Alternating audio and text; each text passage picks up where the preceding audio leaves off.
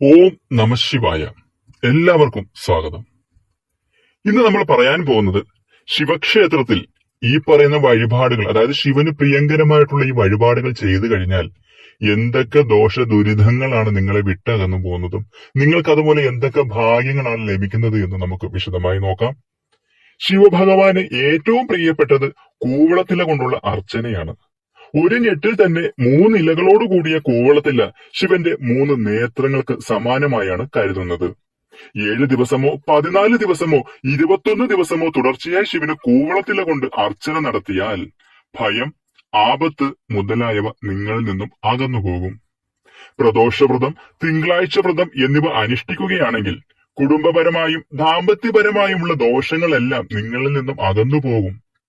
ഐശ്വര്യത്തിനും ദാമ്പത്യ സൗഖ്യത്തിനും ആയുരാരോഗ്യ സൗഖ്യത്തിനും ഇഷ്ടമാംഗല്യം ലഭിക്കുന്നതിനും തിങ്കളാഴ്ച ദിവസം വ്രതമെടുത്ത് ശിവക്ഷേത്ര ദർശനം നടത്തുന്നത് ഉത്തമമാണ്.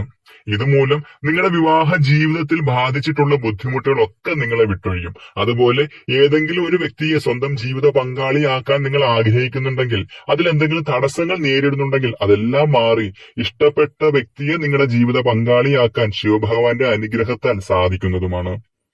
ശനിദശയോ 7ര ശനിയോ കണ്ടകശനിയോ മുതലായവ എന്തെങ്കിലും നിങ്ങൾ അനുഭവിക്കുന്നുണ്ടെങ്കിൽ പതിവായി ശനിയാഴ്ചകളിൽ ശിവക്ഷേത്ര ദർശനവും വഴിപാടുകളും നടത്തിയാൽ ദോഷത്തിന് ശമനമുണ്ടാകും, ദോഷശാന്തി ഉണ്ടാകും എന്ന് തന്നെ പറയാം. നീല ശംഖുപുഷ്പം കൊണ്ട് അർച്ചന നടത്തുന്നത് 7ര ശനി, കണ്ടകശനി, ശനിദശ മുതലായവ കൊണ്ടുള്ള ദോഷങ്ങൾ അകലുന്നതിന് വളരെ ഉത്തമമാണ്. ശ്രീ പരമേശ്വരന് പ്രിയങ്കരമായ മറ്റൊരു വഴിപാടാണ് ധാര. ശിവലിംഗത്തിന് മുകളിൽ ഒരു പ്രത്യേക പാത്രം സ്ഥാപിച്ചിട്ടുണ്ട്. ഇതിനെ ധാരാകിരീടം എന്നാണ് പറയുന്നത്. ഇതിൽ നിന്ന് ധാരാദ്രവ്യം ഇടമുറിയാതെ പ്രവഹിച്ച് ശിവലിംഗത്തിൽ പതിക്കുന്നതിനെയാണ് ധാര എന്ന് പറയുന്നത്. ശുദ്ധജലം, കരിക്ക് തുടങ്ങിയവ ധാരയ്ക്ക് ഉപയോഗിക്കുന്നു. ഗംഗ ശിവന്റെ ജടയിൽ പതിച്ച ശേഷമാണ് ഭൂമിയിലൂടെ പ്രവഹിക്കാൻ തുടങ്ങിയത് എന്നാണ് വിശ്വാസം.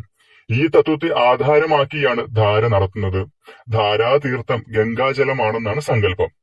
ധാര നടത്തി വരുന്ന തീർത്ഥം സേവിക്കുന്നത് ഏറെ ഉത്തമമാണ്. ശിവന്റെ ശിരസ് എപ്പോഴും അഗ്നി കൊണ്ട് ജ്വലിക്കുന്നതിനാൽ അത് ശീതീകരിക്കുന്നതിനാണ് ധാര ചെയ്യുന്നത് എന്ന് മറ്റൊരു വിശ്വാസവുമുണ്ട്. കുടുംബപരമായി ശിവന്റെ അനുഗ്രഹം ലഭിക്കാത്തവർക്ക് ധാര കഴിക്കുന്നത് വളരെ നല്ലതാണ്. അതുപോലെ മാനസികമായിട്ട് എന്തെങ്കിലും ബുദ്ധിമുട്ടുകൾ, മാനസിക പ്രയാസങ്ങളൊക്കെ അനുഭവിക്കുന്നവർ ശിവഭഗവാന് ധാര നടത്തി കഴിഞ്ഞാൽ നിങ്ങൾക്ക് അതിൽ നിന്നും മനഃശാന്തി ലഭിക്കുകയും മാനസികമായി സന്തോഷം വന്നു ചേരുന്നതിനും ഇടവരുത്തും.